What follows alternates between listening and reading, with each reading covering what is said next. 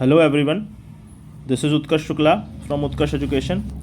आज हम 18 अक्टूबर के जो न्यूज़पेपर हैं दैनिक जागरण और बिजनेस स्टैंडर्ड, उनमें लिखे हुए विभिन्न आर्टिकलों के बारे में जानेंगे और उससे संबंधित जो फैक्ट्स हैं जो आपके एग्ज़ाम्स में आते हैं उनको लिखने का प्रयास करेंगे।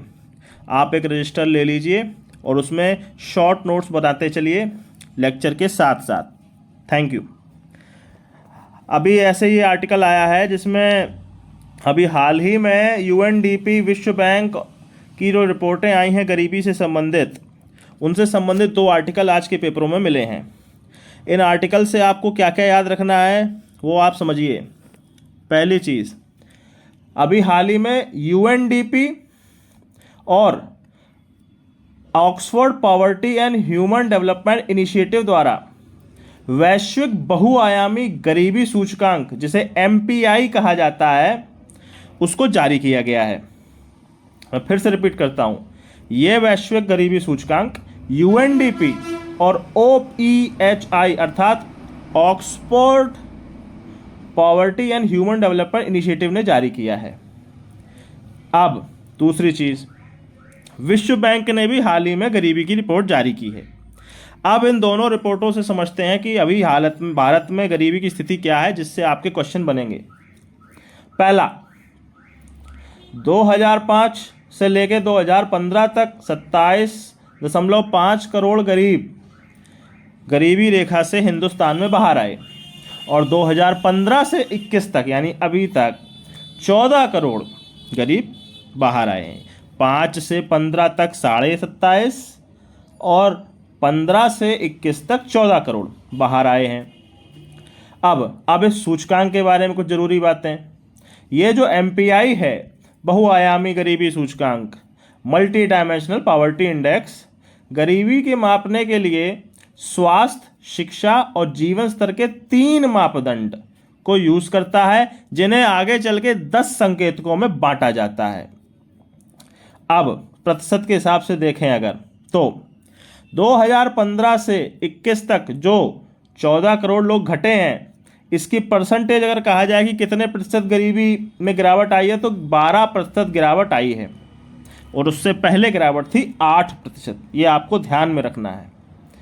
अब आते हैं विश्व बैंक के ऊपर। विश्व बैंक के अनुमान के मुताबिक जो है, कोविड के कारण 2020 में लगभग 5.5 भारतीय और गरीब हुए हैं, जिससे वैश्विक स्तर पर गरीबों की संख्या 7.25 करोड़ के लगभग पहुंच गई है।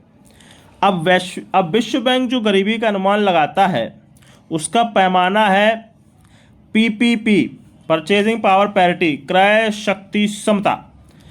अगर आपकी परचेजिंग पावर पैरिटी एक दिन की $2.15 है, $2.15 है, तो आप गरीबी रेखा पे हैं। अगर इससे अधिक है तो गरीबी रेखा के बाहर है, इससे कम है तो गरीबी रेखा से कम है।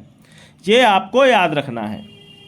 इससे संबंधित एक और डेटा आपको याद रखना है जो आज पेपर में आया है, कि जो अपनी गरीबी है हिंदुस्तान में, उसमें ग्रामीण गरीबी और शहरी गरीबी में बहुत अंतर है।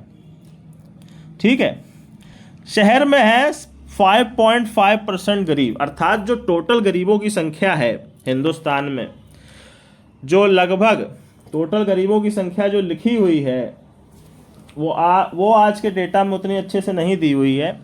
लेकिन अगर आपसे ये कहा जाए कि जो गरीब हैं उनमें शहर में कितने गरीब हैं, तो वह 5.5% और गांव में रहते हैं उन गरीबों के टोटल संख्या के, जो ग्रामीण जनसंख्या का टोटल 21.2% गरीब है। अभी भारत में अभी लगभग टोटल गरीब हैं आज भी लगभग 23 करोड़। संख्या याद रखिएगा, गरीबों की संख्या अगर अगर कहीं अप्रॉक्सीमेटली लिखनी हो तो 23 करोड़ है, जिसमें 90%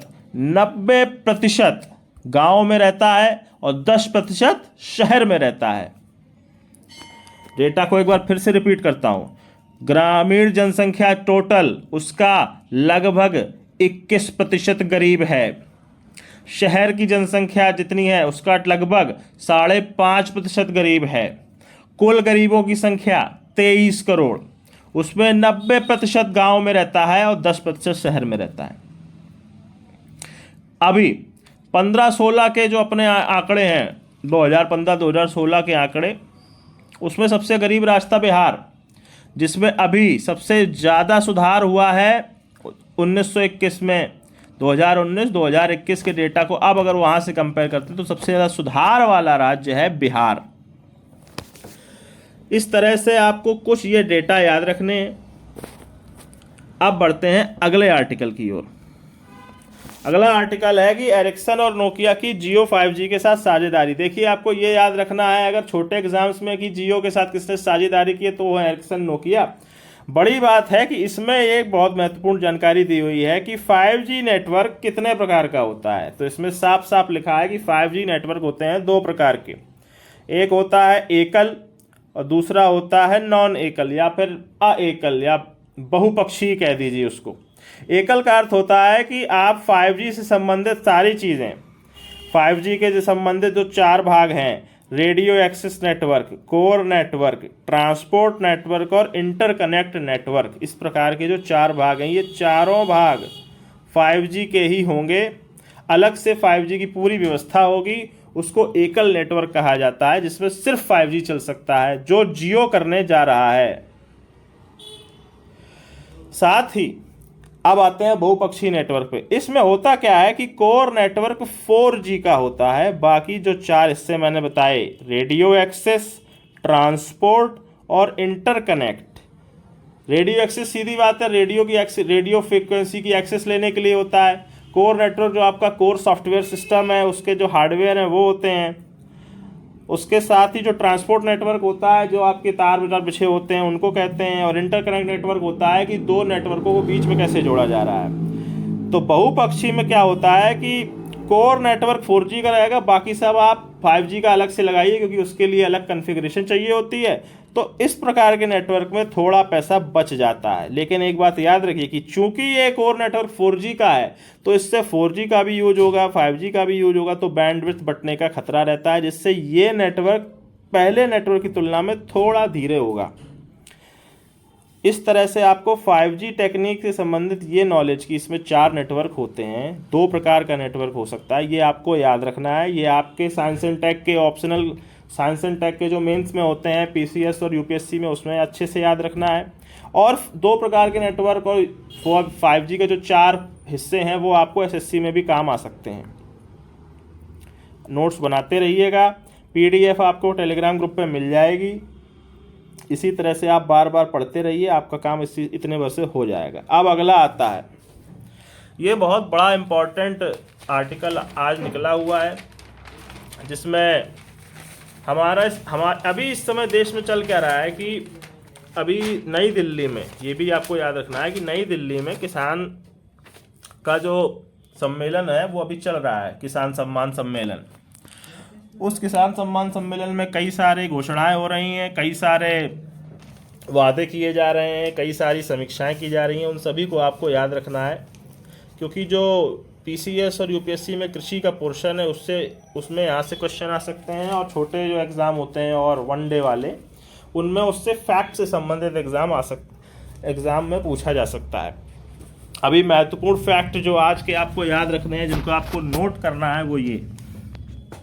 पहला फैक्ट, आज किसान सम्मान सम्मेलन जो दिल्ली में हुआ है, उसमें प्रधानमंत्री ने प्रधानमंत्री भारतीय जन उर्वरक परियोजना की शुरुआत की है, जिसको आप एक राष्ट्र एक उर्वरक भी कह सकते हैं। एक राष्ट्र एक उर्वरक कहने के पीछे हमारा तात्पर्य इसका ये होता है,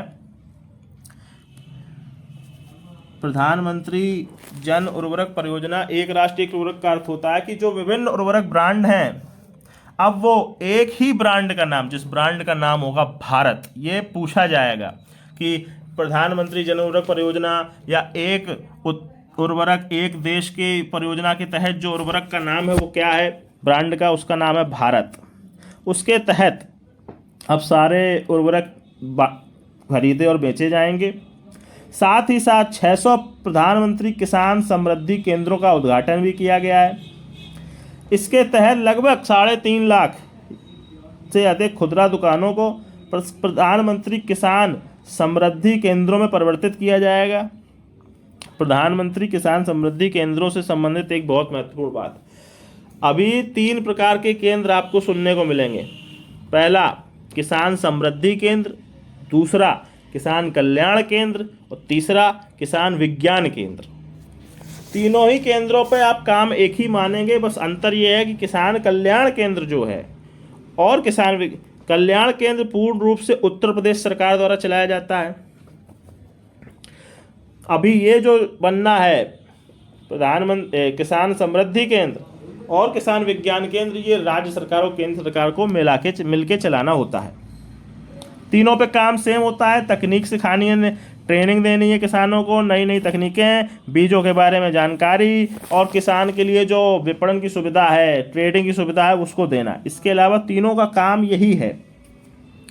इसके साथ ही किसान सम्मान सम्मेलन में प्रधानमंत्री ने एग्री स्टार्टअप सम्मेलन का भी उद्घाटन किया है और एक ई पत्रिका इंडियन एज का विमोचन किया है।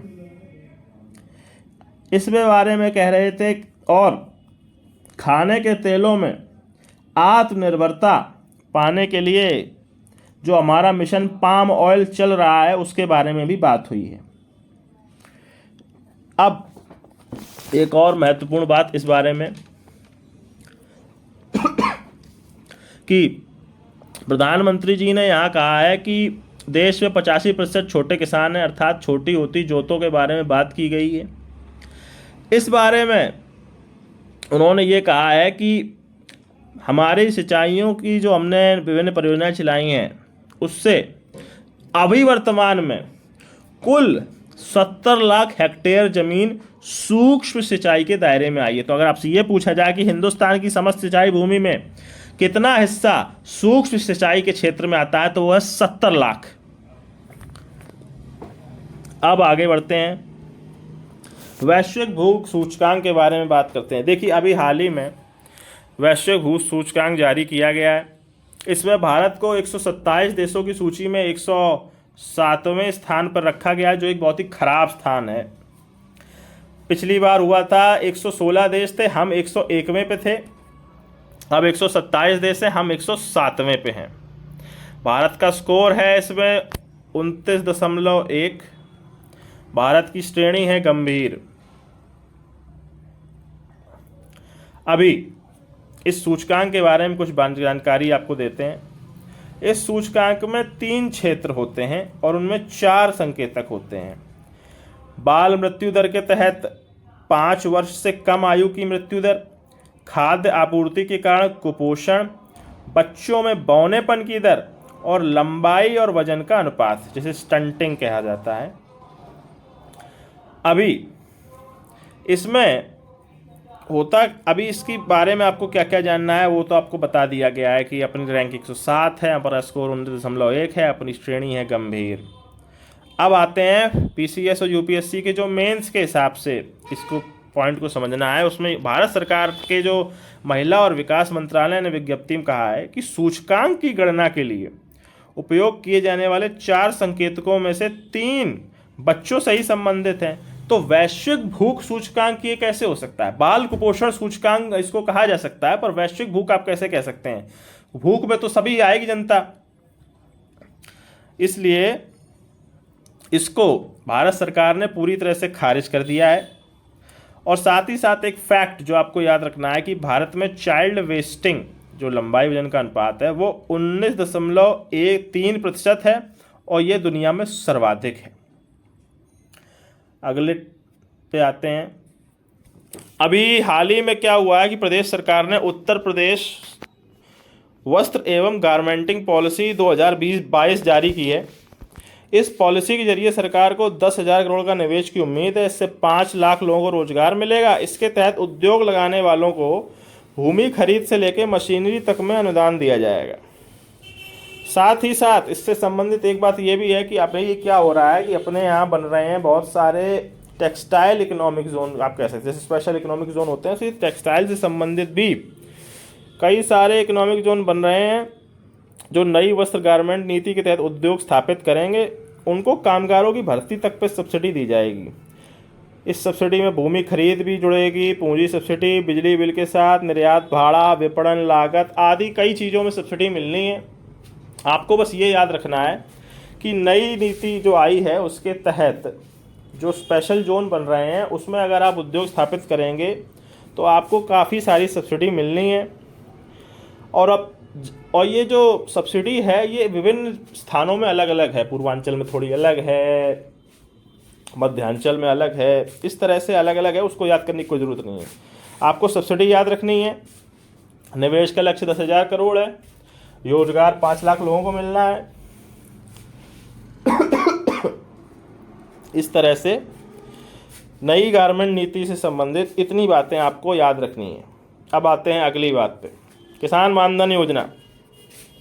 किसान मानधन योजना के बारे में कुछ महत्वपूर्ण बातें ये कि 18 से 40 तक के लोग इसमें आ सकते हैं, शुरू कर सकते हैं, जिनको 60 वर्ष की उम्र के बाद हर महीने 3,000 रुपये पेंशन मिलेगी। जो 18 से 40 के बीच हैं उनको 55 रुपये प्रीमियम देना है हर महीने, और 40 से ऊपर हैं जो उनको 200 रुपये प्रीमियम देना है। ये जो पेंशन योजना है किसानों के लिए है और इसमें 50% कंट्रीब्यूशन किसान देंगे, 50% कंट्रीब्यूशन सरकार देगी। ये राज्य सरकार की योजना नहीं है, ये केंद्र सरकार की योजना है। अभी इससे संबंधित एक बहुत महत्वपूर्ण बात ये कि वर्ष 2015-16 की कृषि गणना के अनुसार उत्तर प्रदेश के लघु और सीमांत कृषक परिवारों की संख्या 92.8% है। अर्थात जो कुल किसान है उसमें 92% किसान लघु और सीमांत किसान है, 8% किसान ही बड़ा किसान है। अब आते हैं अगले पे। ये आपके पीसीएस और यूपीएससी के लिए बहुत ही अच्छा आर्टिकल है। इसमें यह है कि अगर फसल खराब हो जाए, पानी कम बरसे, इस तरह की चीज़ों पे अगर राज्य सरकार या प्रदेश सरकार या केंद्र सरकार को ऐसे कोई कदम उठाने चाहिए जिससे कि किसानों की आय पे फर्क ना पड़े, उससे संबंधित एक जो सुझाव है उससे संबंधित ये आर्टिकल है। इस आर्टिकल में ये लिखा है कि जिन जिलों में समय से कम बारिश नहीं हुई है वहाँ प्रदेश सरकार किसानों को दलहन, तिलहन और सब्जी के मुफ्त बीज उपलब्ध करा रही है। इसका कारण क्या है? दलहन तिलहन तो ठीक है, पर सब्जी जो हैं वो सब्जियां छोटी समय की फसलें कही जाती हैं, अर्थात उनको लगाने में और उनकी पूर्ण रूप से जो फसल चक्र है उसमें बहुत कम समय लगता है। अर्थात हुआ क्या है कि सर खरीफ की फसल जो है वो अच्छे से इस बार नहीं हो पाई क्योंकि मौसम ख़राब रहा है। आप जानते हैं कि अक्टूबर में भी बहुत बारिश हुई है। इस कारण एक एक्स्ट्रा फसल ऐड करने के उद्देश्य से हमारा जो प्रदेश सरकार है वो फ्री में इस तरह के बीज दे रहा है जो अगली फसल आने तक छोटे समय के लिए 1 महीने से मैक्सिमम में ही अगर कोई फसल बो के उगा के काट के उसका यूज किया जा सकता है तो उसके बीज, इस तरह की चीज़ों के बीज उपलब्ध कराए जा रहे हैं। जैसे उदाहरण है तोरिया। इसमें लिखा है गेहूं की बुवाई से पहले तोरिया की फसल तैयार हो जाती है, इसके बाद किसान आसानी से गेहूं की बुवाई कर सकता है। इससे आप समझ सकते हैं कि छोटे कम समय के फसल चक्र वाली फसलों के बीजों को निःशुल्क उपलब्ध कराकर भी सरकार किसानों की आय में वृद्धि कर सकती है और कर रही है। उदाहरण के रूप में जैसे तोरिया का उदाहरण इसमें जो दिखाया है आप भी वो लिख सकते हैं। अब अगले पे आते हैं। उत्तर प्रदेश में नई हरित क्रांति का आधार बनेगी जैविक खेती से प्राकृतिक खेती। इसमें ये लिखा है कि जो प्राकृतिक खेती बढ़ाने के लिए प्रदेश सरकार और केंद्र सरकार के बीच जो संयुक्त रूप से परियोजनाएं चल रही हैं उससे फ़ायदा क्या मिल रहा है, तो उससे संबंधित एक महत्वपूर्ण जानकारी ये है कि जैविक खेती का जो मुख्यालय है national centre for organic farming वो गाजियाबाद में ही उपस्थित है। ये आपको याद रखना है, ये छोटे वनडे एग्जाम्स में पूछा जा सकता है। साथ ही साथ जो मैंने अभी चर्चा की थी कि अपने यहाँ 3 चीज़ें हैं, कृषि या किसान विज्ञान केंद्र, समृद्धि केंद्र और कल्याण केंद्र, इन तीनों का ही यूज़ करके प्राकृतिक खेती को बढ़ावा दिया जा रहा है, नॉलेज उपलब्ध कराई जा रही है, ट्रेनिंग दी जा रही है और विपणन की सुविधा उपलब्ध कराई जा रही है। आपको प्राकृतिक खेती संबंधित इन 3 चीज़ों को हमेशा यूज़ करना है। अगर पीसीएस में आता है तो आपको पर्टिकुलरली ये लिखना होगा कि उत्तर प्रदेश ने गंगा के तटवर्ती 27 और बुंदेलखंड के 7 जनपदों को तकनीक के साथ जोड़ते हुए केंद्र सरकार के साथ मिलकर प्रथम चरण में प्राकृतिक खेती शुरू की। आप बुंदेलखंड याद रखिए और गंगा याद रखिए, गंगा के तटवर्ती और बुंदेलखंड में जो है प्राकृतिक खेती अभी शुरू हो रही है। अब आते हैं अगली बात पे, ड्रोन से फ़ायदा क्या है। अगर आपसे पूछ दिया जाए खेती में ड्रोन से फ़ायदा क्या है, तो आपको बताना है कि सर इससे मैन पावर बचती है, तो किसान का खर्चा बच जाता है, तो उसकी आय बढ़ सकती है, जिसका यूज या फिर उस बचे हुए खर्चे का यूज वो किसी और चीज़ में कर सकता है, जैसे महंगी मशीनरी लाने में। अब ड्रोन से जो टॉपिक है उसमें क्या लिखा हुआ है कि सरकार कृषि उत्पादक संगठन और कृषि स्नातकों को 40 से 50% अनुदान पर ड्रोन उपलब्ध कराएगी। फिर से समझिए, कृषि उत्पादक संगठन और कृषि स्नातकों को ये मिलेगा। आम किसान जो नहीं पढ़ा लिखा है, जो छोटी जोत का है, ड्रोन अभी उसको नहीं मिलने वाले हैं। ये केवल कृषि उत्पादक जो संगठन बने हुए हैं और जो कृषि स्नातक हैं उनको ही मिलने वाला है। एग्जाम्पल के तौर पे इसमें ये लिखा है कि ड्रोन से मैन पावर के लाभ के साथ ही अगर ड्रोन में पानी भी जोड़ा जाए तो पानी के साथ अगर किसी उर्वरक को मिलाते हैं तो उसका लाभ क्या है, और सीधे उर्वरक जो फेंका जाता है उसका लाभ क्या है, उसमें अंतर क्या है, वो भी इस आर्टिकल में लिखा हुआ है। जैसे कि परंपरागत रूप से खेतों में किसान जिस खाद का छिड़काव करते हैं उसका 15 से 40% ही फसल को प्राप्त होता है। परंपरागत रूप से आप जो छिड़कते हैं उसका 15 से 40% ही मिलता है, पानी से छिड़कते हैं तो 90% तक मिल जाता है। इतना और याद रखिएगा। अब आते हैं आखिरी पॉइंट की ओर, बंजर भूमि भी उपजाऊ होगी। इससे संबंधित 2 महत्वपूर्ण जानकारियां आज मिली हैं। पहली है